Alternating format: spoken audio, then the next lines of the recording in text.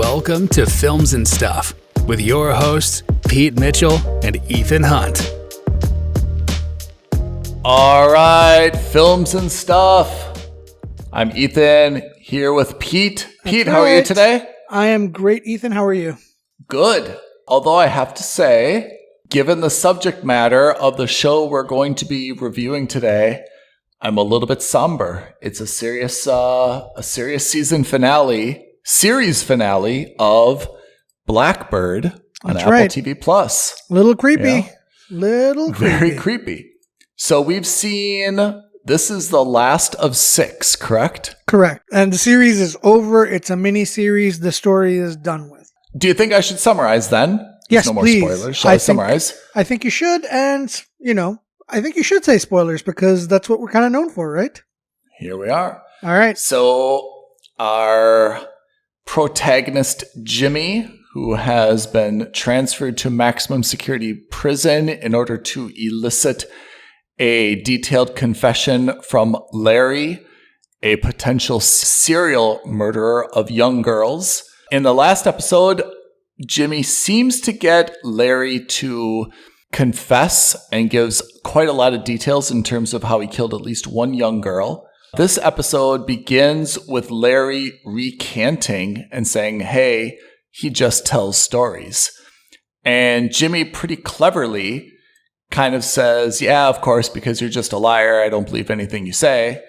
And Larry then starts to want to prove that in fact he was telling the truth and that in fact he did kill these girls. So he snaps a bit, confesses once again, and even draws a map showing the location of 21 bodies. Before Jimmy can do anything with that, he's thrown into solitary confinement. And then the end of this episode goes kind of fast, where his prison-appointed psychologist appears out of nowhere and gets him out. And then Agent Macaulay shows up and kind of gets talking to Jimmy. Jimmy recreates the map. We fast forward to a courtroom where Larry's appeal or release is rejected. And then we see a few things kind of in the closing credits. Jimmy now has a new life as a consultant. He gets to see his father before his father passes away from a heart attack. And Larry, of course, spends the rest of his life in jail. So that's Blackbird in a nutshell. What's your rating of this miniseries? Oh, I think it's a must subscribe. Oh, really? I really, really liked it. Yeah. I am at a mooch. Tell me what you like about it. Does the subject matter bring you down at all? I mean, this is about a serial killer of young girls, right? It's a little bit not an optimistic one. So let me tell you what I really like. So in general, true crime isn't my bag. That's not to say they aren't enjoyable to watch, but I think in this format, I think true crime comes off better as like a movie than it does as a serialized, whether it's a TV show or a podcast or whatever. And generally speaking, that's because in this, and this is me thinking a little more cynically and thinking, outside of the actual subject matter, in the quest for content, a story that could be told in an hour, people try to stretch it out into 5 hours so that you have 5 episodes or 10 episodes, right? And that's how you build quote unquote content for, be it Spotify, Netflix, any of the streaming platforms, any of the podcast platforms, whatever it is. True crime especially, A, it's interesting because you get a lot of people who are interested in true crimes. And B, you want to learn how those people were caught, if they were caught at all. And when you have something that's something that's taken too long to get to the point, it's kind of like, okay, I lose interest very quickly. And I think that's the same problem I had with Candy, for example. And we spoke about that earlier. And I think that's the same problem I would have had with The Staircase. Yeah. And whereas this, And this, I would have normally said exactly the same thing. But what I like about that was because the guy who played Larry, Paul Hauser, is so creepy. So creepy. And I do mean that in the best way possible. I don't mean this to be derogatory or negative in any way, shape, or form, because he does a phenomenal job of portraying an incredibly creepy, somewhat mentally unstable guy. That you need that 1 hour, you need it to be serialized, because if I were to watch this over a 2 hour, 3 hour long movie, I would have lost my mind. I think it would have been too much.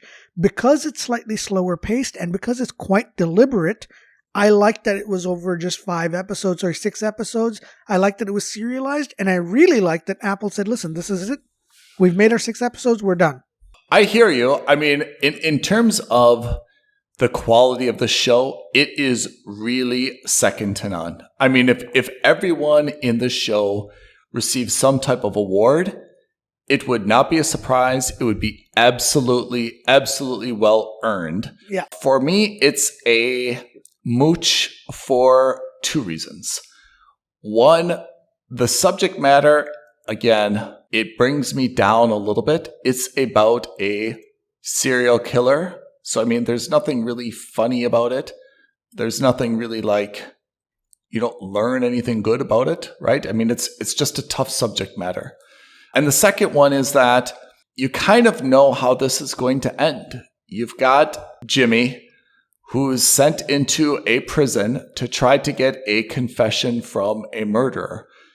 Yes, there's some kind of twists and turns, but you kind of know just from that plot how it's going to end up, right? And to me, if your time is at a premium, I would suggest watching something that's a little bit more uplifting, inspires a little bit more creativity. And to be honest, you can't guess from the beginning how it's going to end.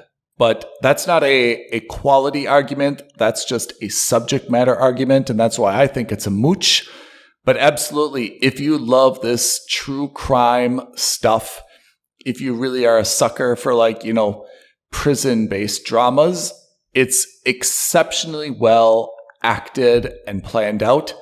But for me, the subject matter is just not super enjoyable to slog through. That's my only criticism, really. But this is the wheelhouse. I have to say, we need another episode in terms of the platforms. In terms of Apple TV Plus, this is a very good show. It's not too long. Like you said, 6 episodes is enough to binge. It doesn't really screw you up all night long. You can do it in an evening or 2 evenings. You can do it in a week if you want to watch one an evening. It doesn't drag on too long. They get to the point, pretty quick. It's not terribly expensive to make. Almost all of it takes place in a field or in a prison cell, right? So just in terms of the sets, it's not too expensive. And obviously the main characters were just Paul Walter Hauser is almost too creepy, as playing Larry Hall. Honestly, he's so good. I'm not sure how he even gets any sleep, because he's so good playing a serial killer that it's pretty creepy. So that's my take on it. That's why I think it's a mooch, but absolutely it is well produced. And if it's your genre, you will not be disappointed. Absolutely. I fully agree. I just think it's slightly better. And again, for people who do want to watch it, I will caveat by saying, listen, it would be tempting to binge this, but it's, as Ethan rightly pointed out, it is dark. It is a dark in terms of material, and dark in terms of subject matter, and certainly dark in terms of, portrayal of what you would expect to be a sociopath, right? Or even a psychopath. In any case, it's a subscribe from me. It's a mooch for Ethan. Yep. And let's quickly transition to bigger and better things. Let's talk about what's next. What is the next thing that we need to start watching. I mean, you highlighted a few trailers, and we've watched each of those trailers. You want to go through these one by one, and let's give our thoughts and impressions? I did. So I think, the point of this was, Ethan and I, we get inundated with, trailer recommendations from the YouTube algorithm, from our friends, from our family. They say, hey, do you guys want to watch this? Is this something you guys are going to see?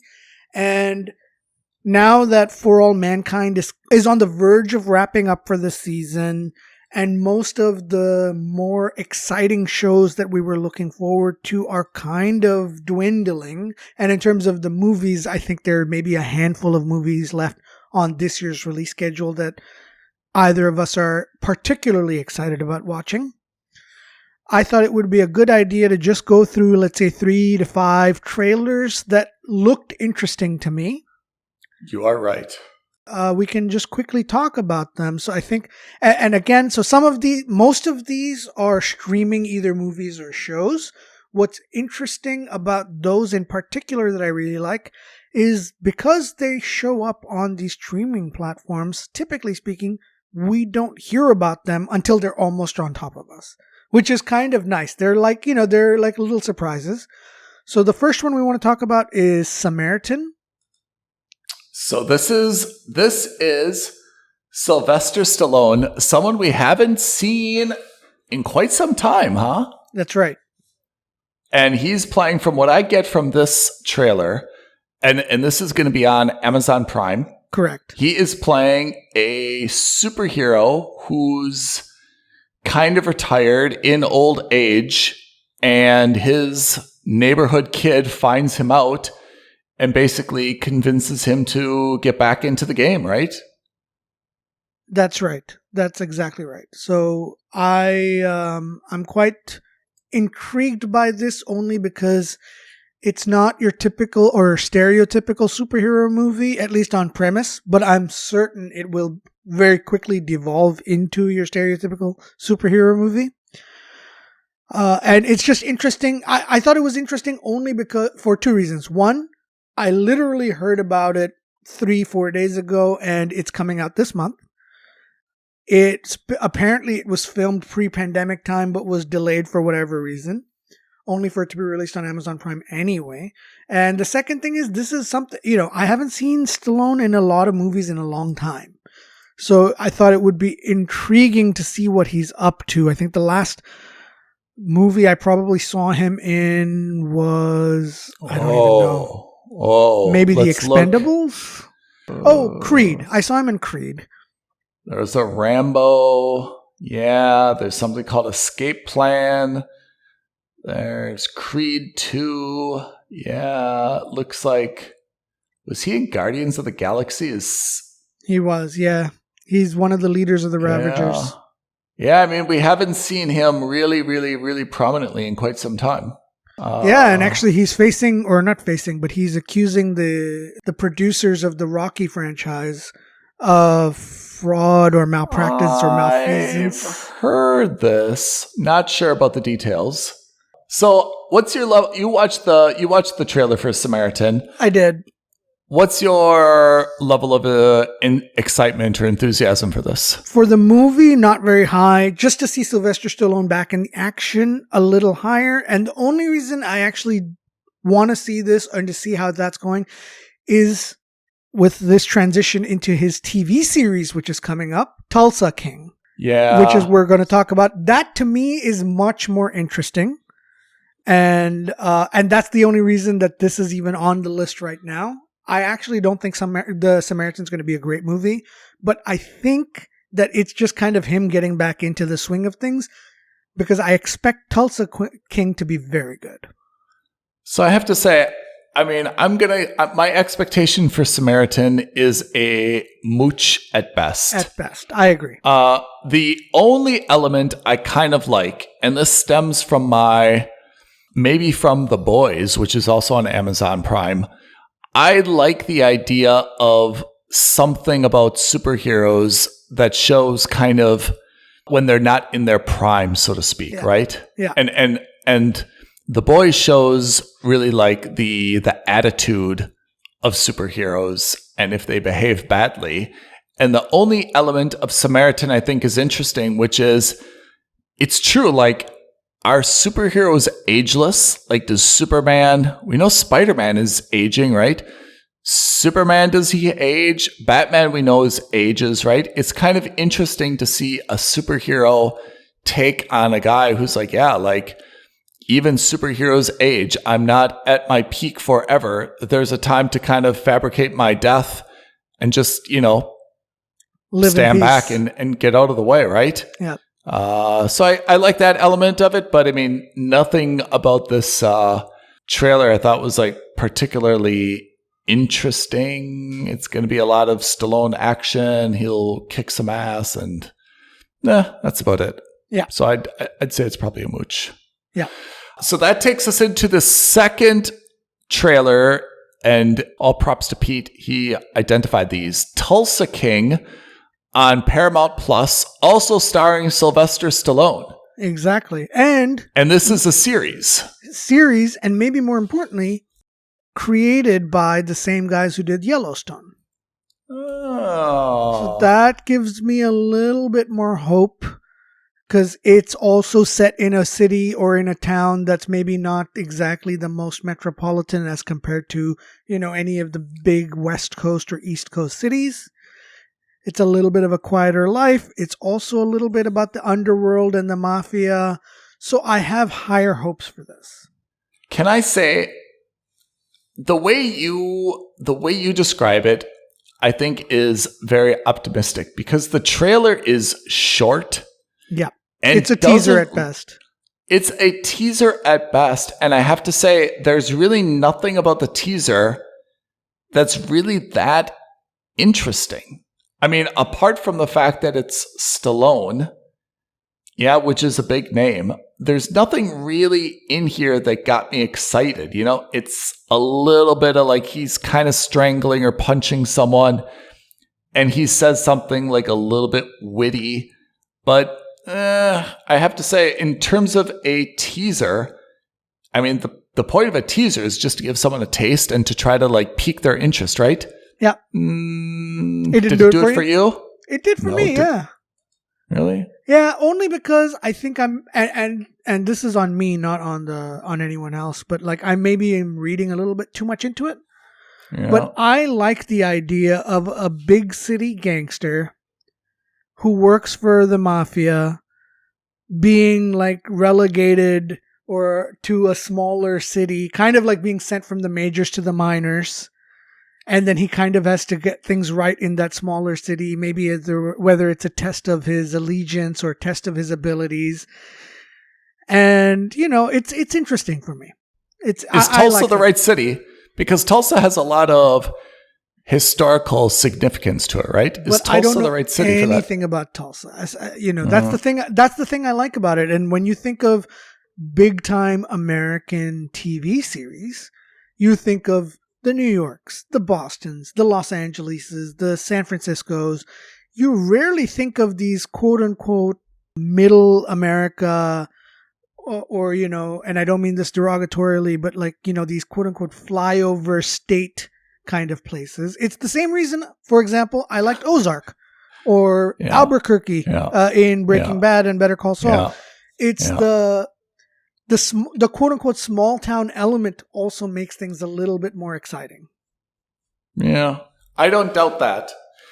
I have to say, I didn't find anything compelling about this. Okay. Maybe if there's a second I mean, the trailer, they call it a trailer. It's 31 seconds, right? It's a teaser. At best, it's a teaser. Yeah, I think I need to see more to be convinced. But right now, it's not piquing anything in me. Okay. Well, then why don't we move on to the next one, which I think will pique your interest. Oh, is this Mike? It's Mike. So Hulu, which I just watched the Dropout about Theranos on Hulu. Now Hulu is doing Mike Tyson biopic. Who is starring as Mike Tyson here? Trevante Rhodes. Is he in anything I know? The name he does kind of look like Mike, but he certainly. Oh yeah, he definitely looks like him. Moonlight, Predator, Bird Box. Yeah. Are you excited about this? Tell me your thoughts. I am, because I like biopics, and I certainly like biopics about sports figures. Whether it's a team or an individual, I'm a fan. Yeah, I agree. I would say this will be maybe not a subscribe, but this will definitely be something I would actively mooch. But I'll keep an open mind. I'm probably more excited for this than I am for Tulsa King and for Samaritan. So I'd say right now, Mike is probably the highest on my list. And Mike Tyson is very, very high profile. I have to say, I can't fault Hulu for that at all. That's absolutely the right person. Outside of maybe Muhammad Ali, it's very rare to see boxing personas get any kind of biopic. Yeah, that's true. There's really only, apart from Muhammad Ali, Mike Tyson is really the only other person. He's the next big name, right? Yeah, you're right. So when is this coming out? At the end of this premieres month. August. Yeah, end of August. Okay. So anyway, that's Hulu. That's Mike. Now we get to the trailer that I watched twice. Oh, twice. Wait a minute. Which trailer did you watch twice? Andor. Oh, okay. Disney Plus, Star Wars. Tell me all about it, Pete. Tell me all about it. I'm so excited about this. Andor is based on Cassian Andor, who we last saw in Rogue One. Quite possibly the best spin-off Star Wars movie so far. The franchise.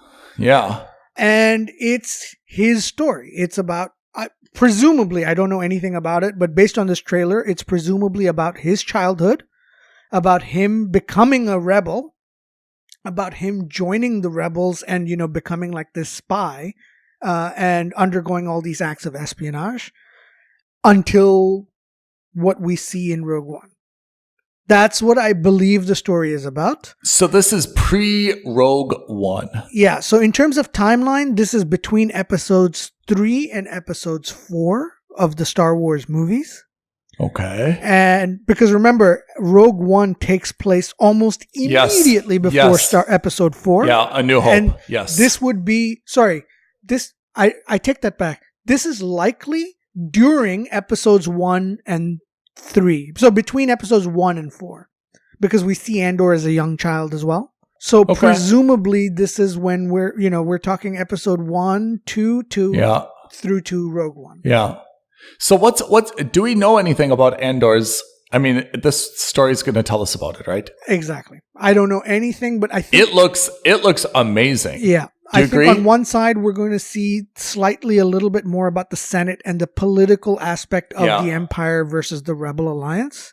And then on the other side, we're going to see the actual operations of the Rebel Alliance. So when we talk about our rating system, Pete, right? There's skip, there's mooch, there's subscribe. For me, Andor defines a series. Is it a series or a movie? This is a series. Yeah, I think the first 3 episodes come out in September. Yeah. This defines to me what a subscribe is, which is if I did not have Disney Plus and they said, hey, Andor's coming out in September, but you have to, if you want to watch it, you have to subscribe now. I would subscribe. Yeah. That's how good Andor is to me. Maybe it won't be good. Maybe it'll be a disappointment. But for me, this is exactly what I think we mean when we talk about a must subscribe. It's like, I'm not waiting. I'm not going to borrow my sister's password. I'm not going to wait for it to come out. I'm going to subscribe now because I'm so excited to see it. This is exactly what I mean for a show like this. Yeah. I'm going to hold off on that. I want it to be a must subscribe, but I am telling you right now, I am going to literally tear off the table from my desk and flip it if any Skywalkers are mentioned or shown. I do not want to see Leia. I do not want to see Luke. Agree. I agree. Do not want to see anyone that we know. I just want to see Mon Mothma. Yeah. I am happy to see Jimmy Smits as a senator, and that's it. I do not want to see anyone else.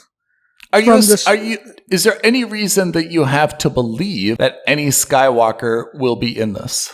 I don't trust Kathleen Kennedy and I don't trust Lucasfilms. I just don't trust them. I think they cannot help themselves. I think the only one who's shown any real restraint has been Jon Favreau and Dave Filoni. And even them, Look, I'm going to give them the benefit of the doubt. I'm with you on paper. This could be very interesting. It could be very good because again, and I only go back to say again because I really liked Rogue One. I thought Rogue One was the perfect way to do a Star Wars movie without it being about Star Wars. I agree. I absolutely agree. But from watching this trailer, I also felt the same thing, which is if I just watched the trailer, not even knowing, I'd be like, that's Star Wars. Yep. You see the Dreadnought fly overhead. You see some X-Wings. It gives you the idea that this is a Star Wars movie. But again, I mean, there's no characters really that I know that it's the right way to do it. Andor, Mon Mothma, yes. Mon Mothma. We might see the Mon Calamari, it's the trap guy. Admiral Akbar. Yeah. I like that. That to me is awesome. For me, this is great. You get a little bit of color on the Rebel Alliance. And the uniforms. I'd have to say also the uniforms, right? You can tell I think there's a stormtrooper that I saw as well. So I could tell it was a Star Wars film, but nothing really about it screams Skywalker. So I'm with you. I also am hoping that... That's it. That's the only reason is I just have, especially after what we saw in Obi-Wan, just kind of listen, just let Luke and Leia go. They had 6 movies. Let them go. Just let them rest in peace. Let their stories be the way they are. We don't need to keep adding to that mythos. Unnecessary. The thing that you have in your favor is that there's no more Carrie Fisher, right? I mean, they would really have to entirely recreate her. Yeah, but you know what? They are not afraid to do it. Yikes. They would not be afraid to do it. They CGI'd her face for Rogue One. And why I know they wouldn't be, why I'm worried is because if this timeline is alongside the rise of Andor towards Rogue One, that's also the same time as the rise of Leia as a senator. Yeah. And if this is going to have any political intrigue in it, that means Leia could theoretically be in it. Canonically, she would be. I don't want to see her. I just don't want to see her. And again, not because I don't like Leia. I love Leia. In fact, that's precisely why I don't want to see her. I don't want to see Luke. I don't want to see Leia. I don't want to see any of them. I just want to see the rebels. Anyway, look, that's my rant. Okay. Well, I'm excited about Andor. For me, already it's a must subscribe. I hope it meets my expectations. Me too. I really do too. And what is the last... You're going to have to pronounce this. What is the last trailer you suggested? So the last one is just a throwaway. It's the Banshees of Inisherin or Inisherin. I don't know how to pronounce it. Very Irish. Yeah. It is Irish. The only reason is it's got 2 amazing actors in Colin Farrell and Brendan Gleeson in it, who we last saw together in Bruges. The film is written by the same writers who wrote In Bruges and by 3 Billboards in Ebbing, Missouri, which was also a great movie. So just on that basis alone, I think it's going to be great. It's a small, low-budget, low-key movie. It's not, bombastic in any way, shape, or form. It looks like it could be poised to be one of those, Academy-nominated it's going to win something. Yeah. I mean, I would also say that it looks exceptional, but I'm not that excited about it. Oh, I mean, no. This is the thing. This I just put in there as something that we should be watching because it could be a great movie, but I don't think it's not on our normal wheelhouse. No, I agree. I would expect that this is going to win some award or at least be nominated for awards. Yeah, it's hard it should to say be in who wins. consideration. Yeah, it will be consideration for being nominated, and I'm sure what I saw, the acting is going to be exceptional. It also seems like a very dialogue, drama heavy slightly comedic, you know, and in the Irish sensibility, which is not to say it's slapstick humor. It's like dark humor, slightly slow humor. So I think it'll be a good movie. I just don't think that it'll be something that you and I would normally watch. That's why I put it on here. Yeah. This would be kind of one of those things, like this is absolutely something you could have in the background. Might be something you watch on an airplane. It's not kind of like a gotta go to the cinema, see this on the big screen type of popcorn movie, right? This is like the definition of the perfect like small screen big movie. Yeah. On that note, speaking of big screen, are you going to see Bullet Train with Brad Pitt? I really wanted to watch it, but I wasn't able to make time for it. I will try to go watch it this week. What's your level of enthusiasm for this? Quite high. Really? Because it looks like it's going to be an old-fashioned action comedy. It's interesting that there's a trend, and I appreciate the trend because it's benefiting me, but older dudes are becoming action stars, right? Yeah. I mean, Brad Pitt, Keanu Reeves, Bob Odenkirk. Right? Bob Odenkirk, Liam Neeson, who's older than all those guys, right? Like, and I think more importantly, actors who weren't known for being action guys. Yeah. Right? So, for example, Sylvester Stallone has always been known for being an action guy. So has Arnold Schwarzenegger. So when they do action movies in their 60s and 70s, we're not surprised. But when you have someone like Bob Odenkirk, a man in his 50s, who's known best primarily for Mr. Show and for being a comic and for being like this witty, snarky lawyer on Breaking Bad, to all of a sudden get super cut and super fit and do an action movie, it's quite the surprise. Yeah. Even the Avenger, I mean, let's take like Ryan Reynolds, right, as Deadpool. Not in his 20s anymore. Yeah, but he's still young. He's not, you know, okay, yes, he may not be 30 anymore, but he's still not 50. For Bullet Train, I will definitely see it on the big screen, although I'm not rushing out to see it on the big screen. Yeah, I get that. Look, it's a couple things. One, it's rare for me to see an action comedy like this. And two, I'm a huge fan of Brad Pitt. More than anything, I'm really going primarily to see Brad Pitt again on screen.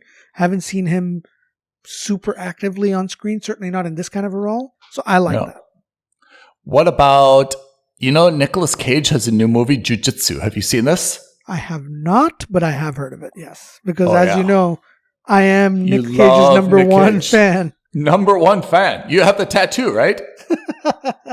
No, but if I did, it would be Nicolas Cage related somehow.